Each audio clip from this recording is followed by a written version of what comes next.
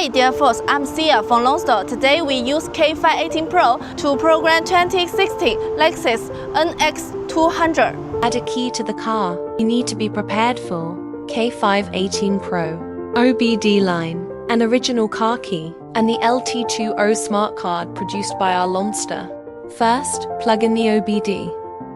Select Special Features. Key Settings. LT20 Smart Key. Smart Key Conversion.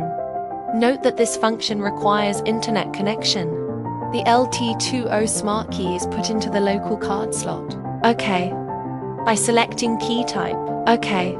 Generate the key to 8A. OK. Select the corresponding menu according to the original car key. OK. According to the original car key, press the key setting button to determine. The generation is successful. Do you need to continue the generation? No need to click cancel. Return to main menu. IMO and remote. Lexus.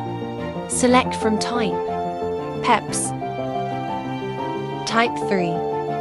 Add smart key. Please make sure that the smart key battery is fully charged. OK. The original car key is close to the one-button start button until the ignition switch is on. Click OK. OK. Hold the original car key close to the start button until the buzzer goes off. Place the programming key close to the one-button start button. The buzzer rings twice to leave the key. Operation completed. Turn off the ignition. Test whether the key can be used normally. OK. Key has been added successfully. Now let's try it. New key. Hits the brake and press the start button. The new key started successfully. The original car key. Hits the brake and press the start button. The original car key was successfully started. Let's try to see if the remote control works. New key lock car. Unlock. The new key is normal. Original car key lock car.